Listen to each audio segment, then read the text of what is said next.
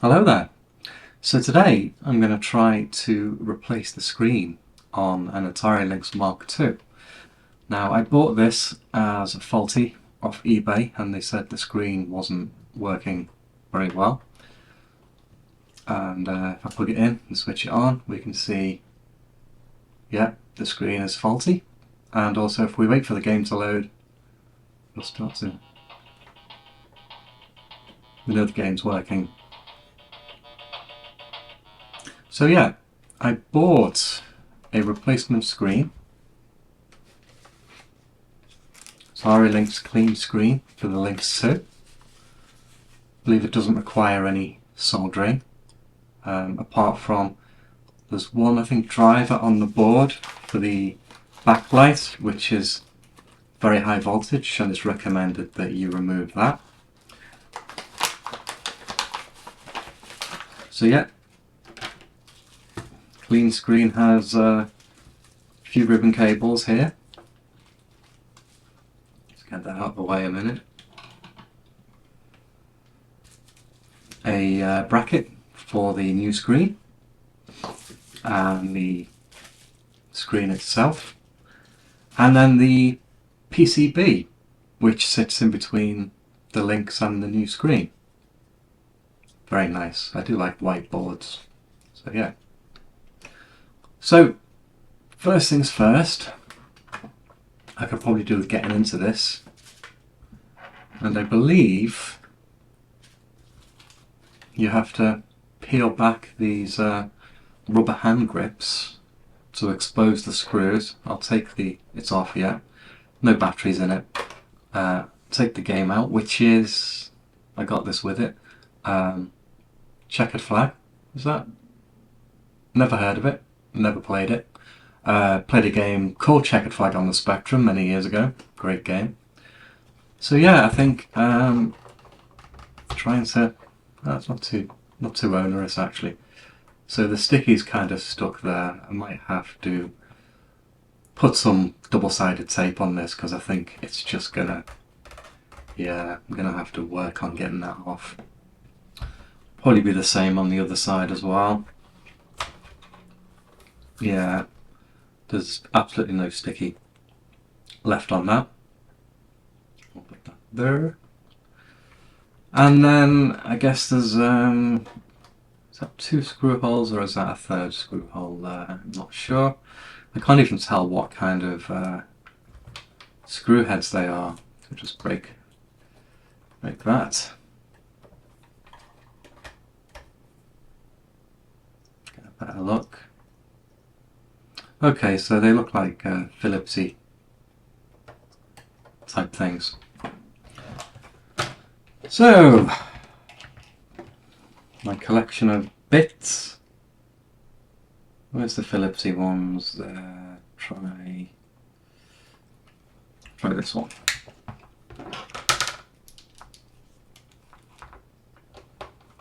See if this bites. Yeah, just gorge. And this one.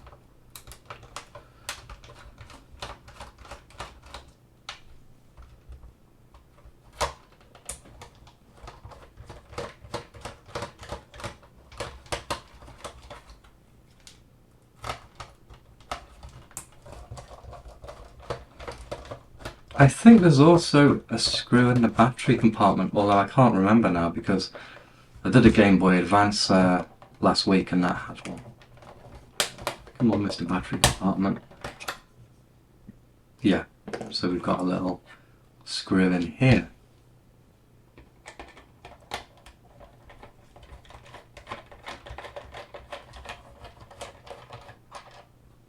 Okay. Will this come apart or is there more?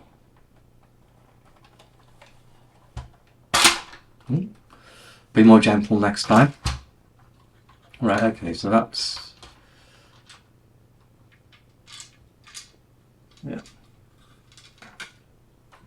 Need to get this compartment back where it was. Bit of a violent opening there, so that goes against this here. Okay, So here we've got the board. Doesn't seem to be anything, no more screws holding the board in. I'm assuming there's some ribbon cables though. Is that does this board lift out with the battery compartment? Yeah, it's soldered to this, so yeah, I do need to take this out, I guess. And what else is there to be mindful of? We've got, yeah, plug for speaker. Is that plug for battery? And we've got some ribbon cable stuff as well. Looks like it's quite awkward, that really. Just because there's not much room to get in and disconnect these things. It's quite a tight fit in there, so I don't know whether to use tweezers or just try and bend things a little bit and or pull by wires, you know. I'm not really a fan of doing, but yeah, that one came out okay.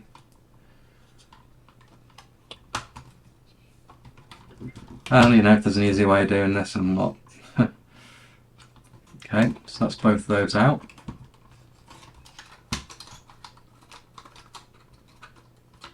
Oh, so that board does lift three of this battery compartment anyway. That's good.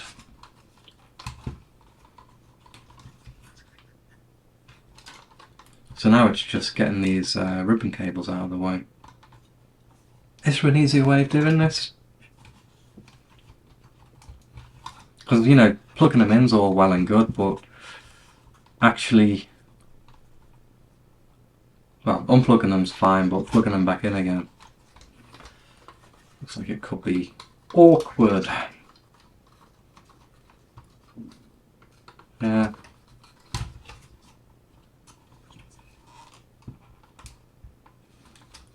These ribbon cables look quite short and tight. Just going to see how best to wiggle them out. I don't really like using these because they are very sharp, but I ain't got my other bag of tricks here, I don't think, so normally you'd go and find a more appropriate tool. I think these are just as sharp, yeah. So I'm hoping that these are just a friction fit.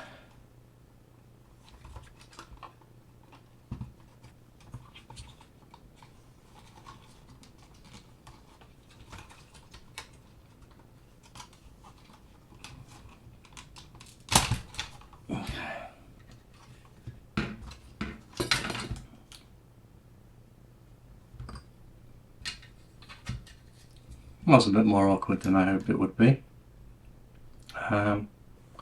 So yeah, PCB.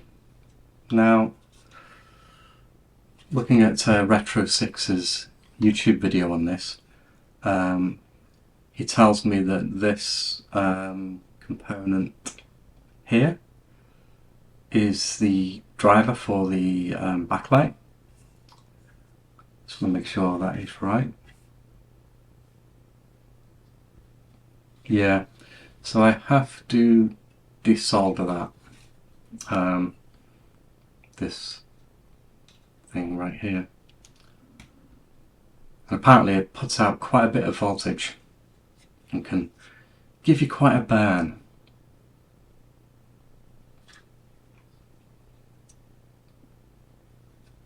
Just checking which pins it is. Now I've run out of solder braid, which is really annoying. So all I've got is a bit of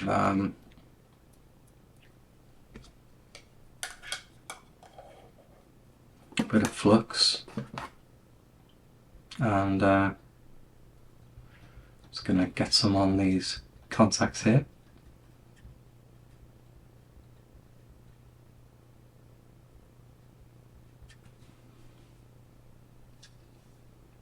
And I'm not particularly concerned about preserving the component.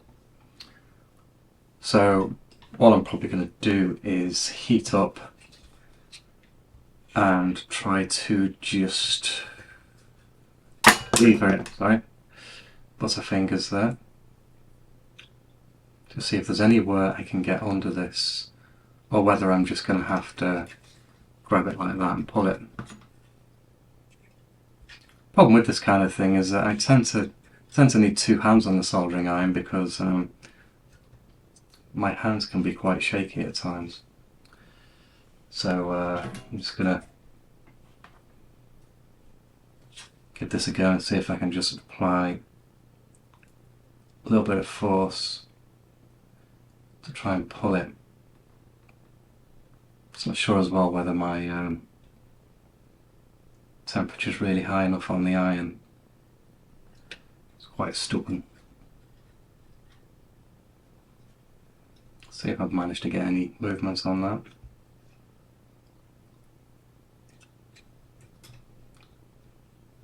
Try it again.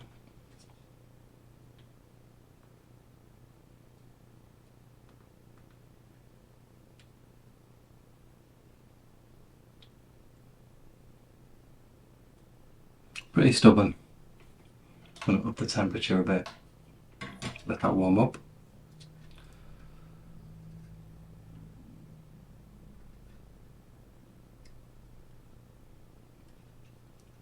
See if I can get under it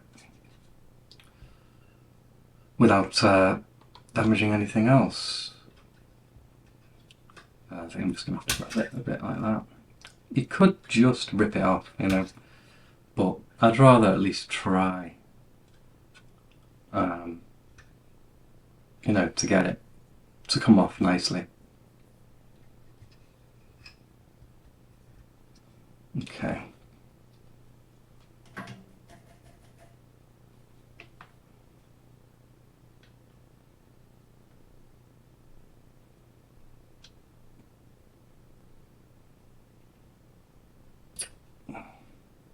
I think that just gave a little bit.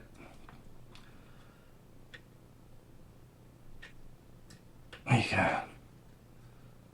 So that is now out.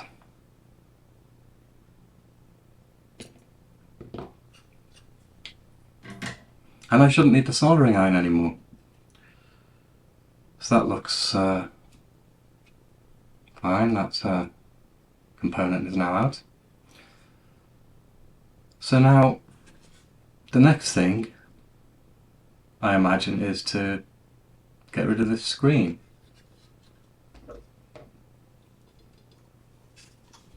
And backlight.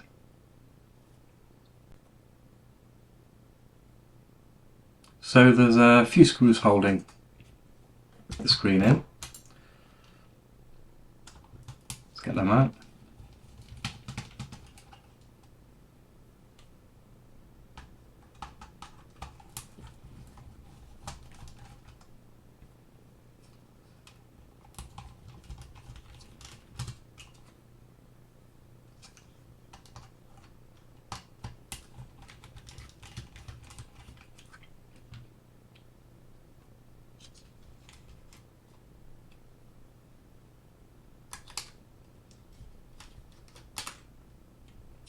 Okay, so that is the screen with its power-hungry backlight, and then we have the ribbon here. And this one kind of ripped a bit, but I don't need it. I don't really care because it's dead. So put that to one side. Now the clear screen. Remember how this goes, because I should be looking at the instructions really, but often I just think sod it, and surely things can only go one way with the likes of these ribbon cables.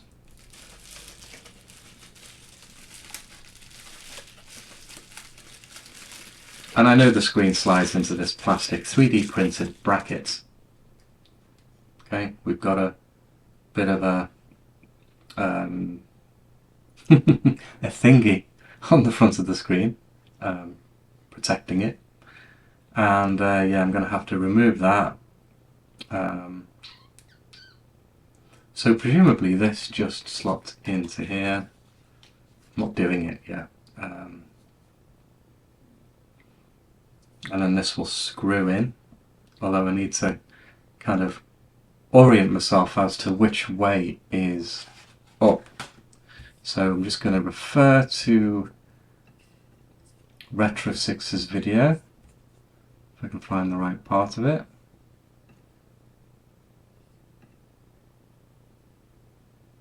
Oh, what he's also done is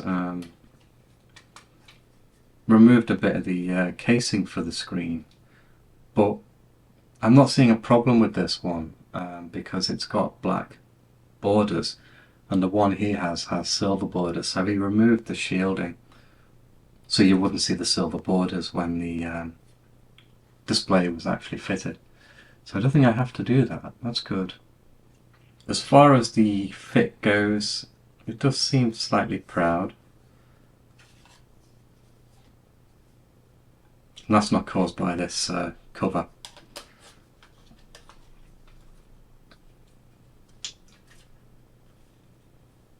And the 3D print itself is a bit bent, but once I screw everything together, hopefully it should straighten out a bit. Okay, so that goes in there.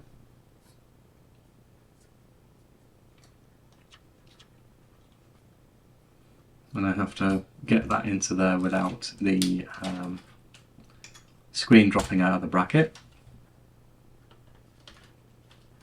which it is doing and has just done, because the bracket isn't holding it very well. And I really don't want to get fingerprints on the thing, which I think I just did. I'm half tempted to put some double-sided tape on this, bracket, just to keep the thing in. It's not going to add any thickness to it, but just having a few issues getting this screen to stay in place when I turn it over. And then of course the other problem with double-sided tape is peeling it off.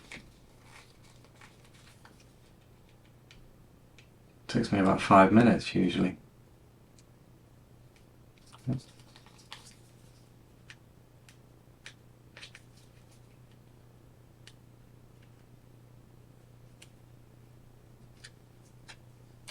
we go. See if it'll actually stick to this, because I ain't got a lint-free cloth or anything, so I'm just going to press very gently. Let's see if it'll just hold for the duration it takes for me to turn it over and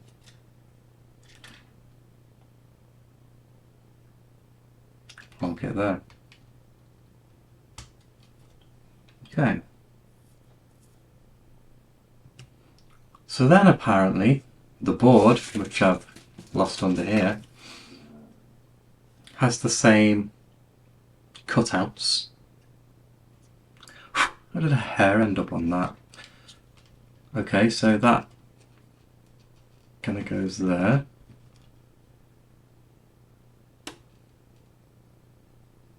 Not seeing what's preventing this screen from just sliding right out.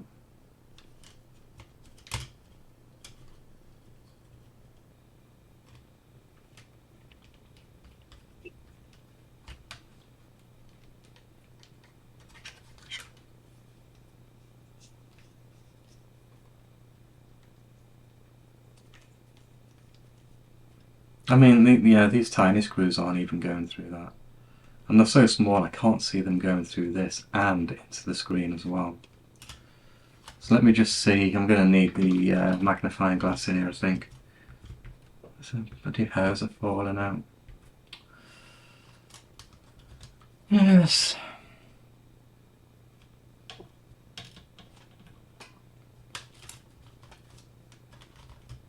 I'm getting there. Let's get this thing out of my way.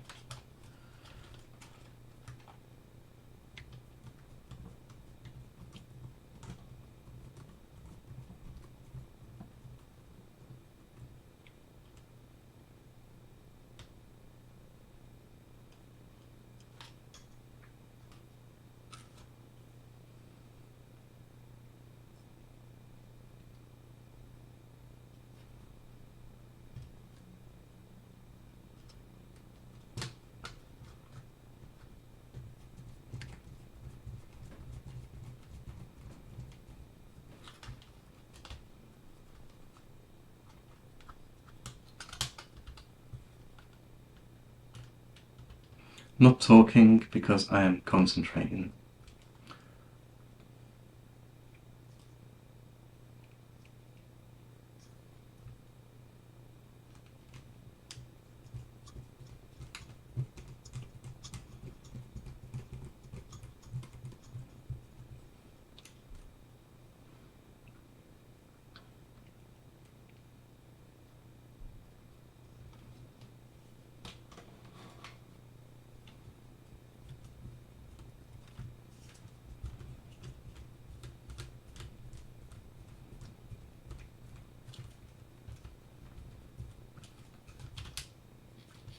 Okay,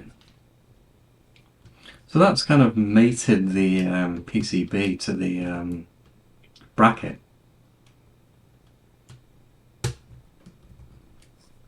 And then you have some connectors here. This connector fits into here.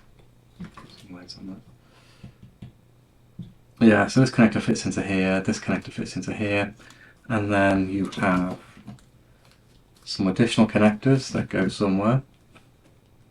You have a connector for here, and where's the other one gone? Wherever the hell this thing goes.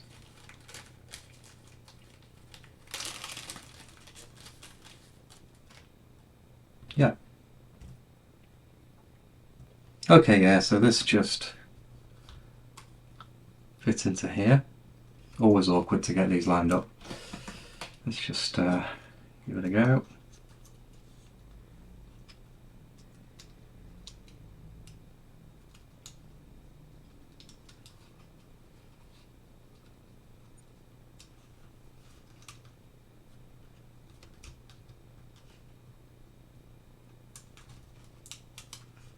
I don't like that. Come on, get in. Get in. And that is in. Okay. That is that.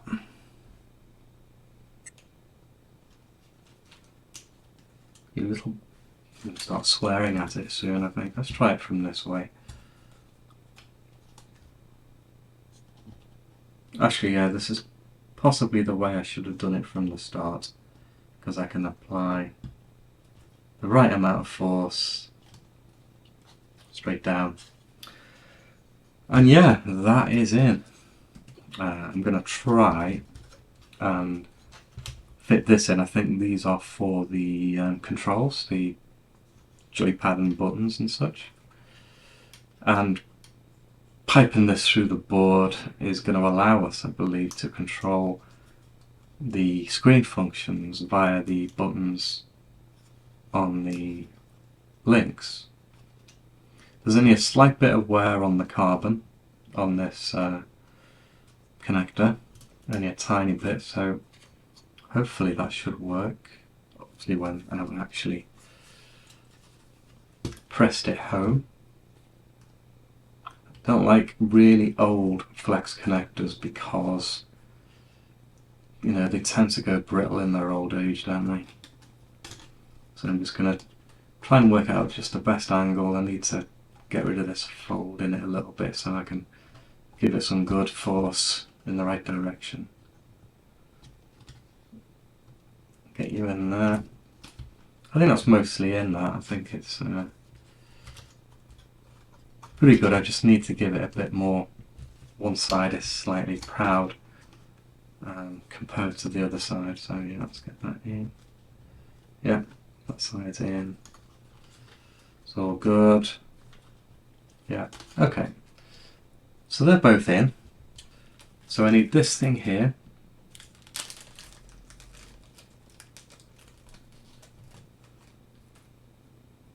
Wow, that's... It's not going to focus on that, is it? Yeah. This thing connects into this one here. Friction fit again. The speaker connects into here, very short wire. So that just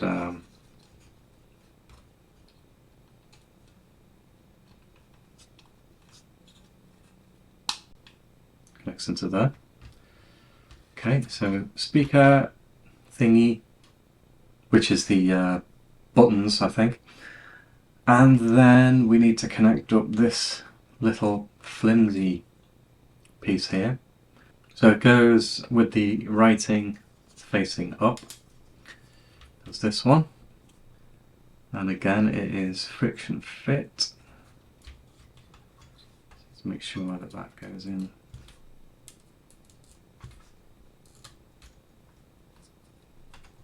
Go up and down. A little bit of encouragement.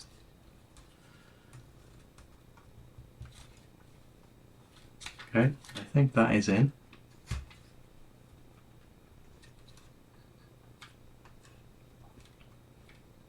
It's amazing that people make these things. And then presumably this just goes, this little flappy bit goes into this thing here, which is it's got a little hingy thing on it, so yeah, open and close. That's nice. I much prefer that.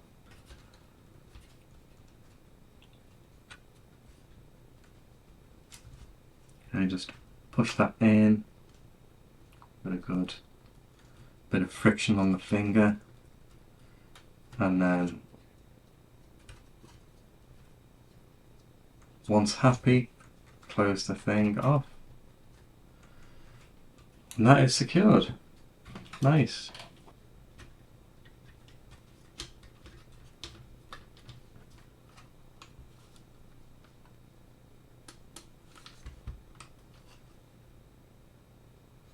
Tell you what, just stick this on loosely, and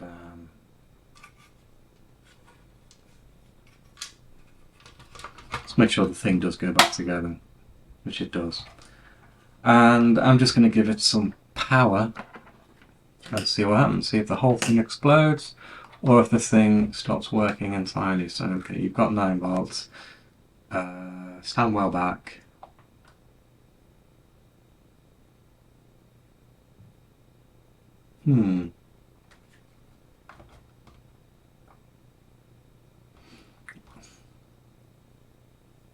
Hold on. I think I have to put a game in it, because I did hear a little pop of the speaker. And then I switched it on. Just me being silly. I'm not really knowing the Lynx, to be honest. I knew someone who had a Lynx 1 back in the day. Played on it a little bit. And games take a little bit to fire up, I think. That screen is not holding.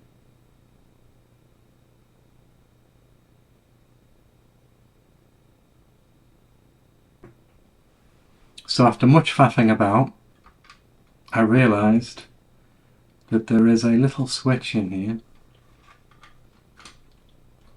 which turns the backlight on and off.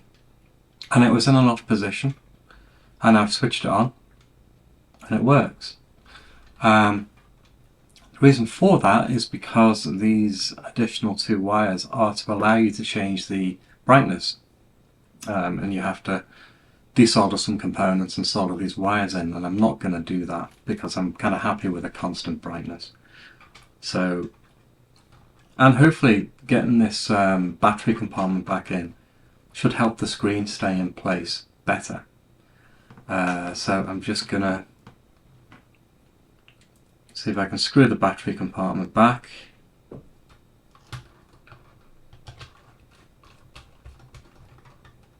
It goes in like that. Need to put the speaker wire back in.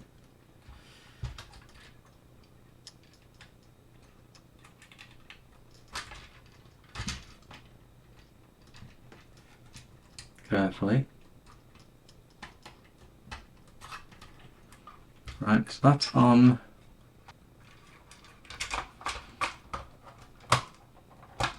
Just to see what happens now. I'm going to have to get rid of all of this gunk.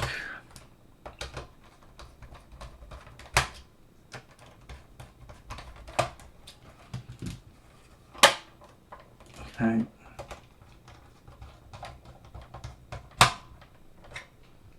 Make sure that's nice and tight.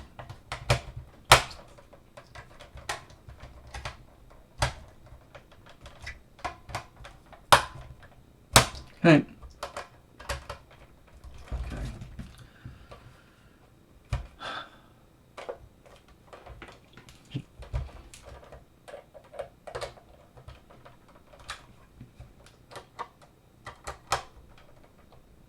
Make sure that's all nice and tight.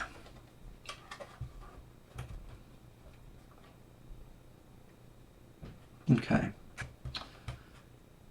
So that's that done.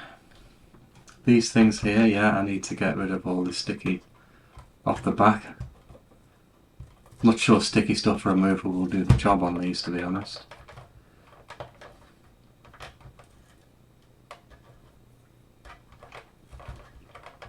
And I've not got me, have I got my spudges? Oh, I've got this. Probably won't make a huge impact on it.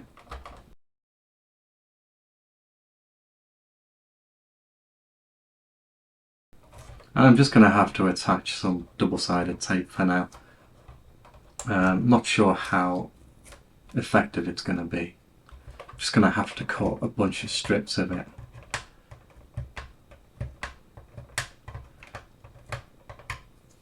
However, I'm probably going to have to open this up again because the screen is quite scratched, the plastic, and there is a place that does replacements. They don't have the Atari logo on, but they stopped producing them because there was an issue. I believe they scratched too easily. So yeah, I'm going to have to wait for that, and of course when they come, I'm going to have to open the whole thing up again. So, but for now anyway, that may take a while for those things to become available. So yeah, I'm just going to cut up some double-sided tape here.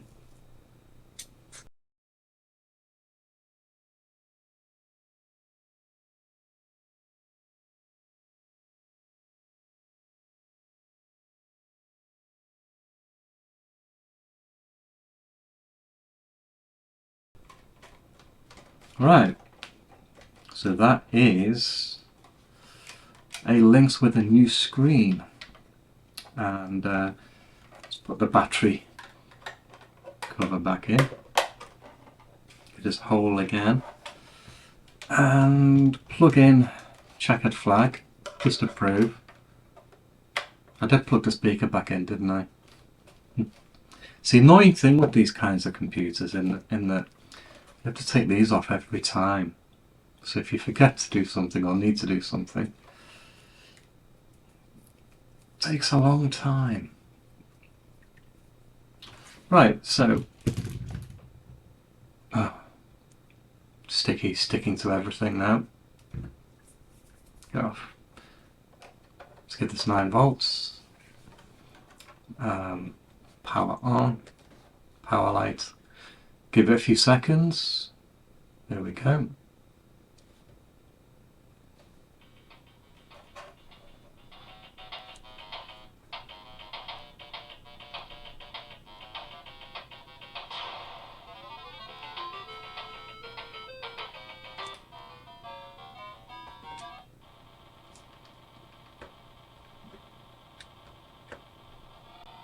Okay.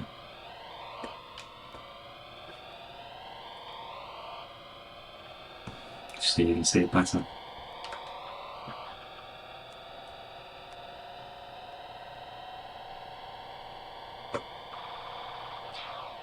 Okay, so that works a treat. Screen looks okay too. It doesn't look like it's falling out anymore, probably because I put the battery compartment in and screwed everything together. How do you turn this thing off anyway? That says off, and no, plus it'll be that. And then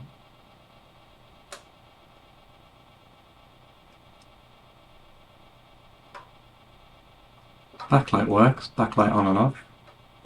I assume it does anyway, because it's not come back on. Yeah, I'm not a fan with the Lynx, so forgive me. I'm just going to drop the power to it. So, that's this game. And I also bought from Retro HQ a game drive which allows you to copy games onto micro SD card. So I've not read the instructions to it. I literally just copied some games onto SD card. FAT32. I've never plugged this in before. No idea what's going to happen. Plug it in. See what happens. Oh, look at that. It said press option for something there, but yeah, so I've got a whole load of games there which I can't read too well. Batman Returns. A is select. Where's A? So you've got A, B, A, B. Right, okay, got you. Infinite Energy, no. Well, got Pokes as well. Wow, just works. Love things that just work.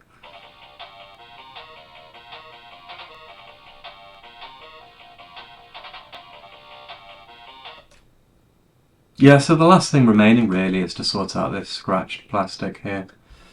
But I can live with it for now anyway. Ah, get away. What does B do? Oh, Batman does not, yeah, doesn't get beaten up like this in the movies. Yeah. Where's me, you know, me throwing things and, yeah. So yeah, I really need to get the power thing working as well. So what is it, off and then that?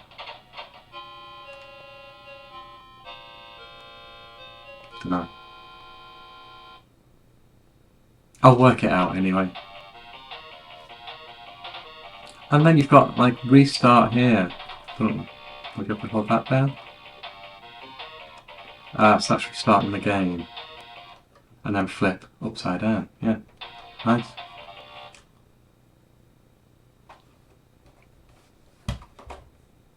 So that is the Lynx with a new cool display and a multi-cart thing with probably every game that was ever released for the Lynx, which isn't much. So yeah, cheers.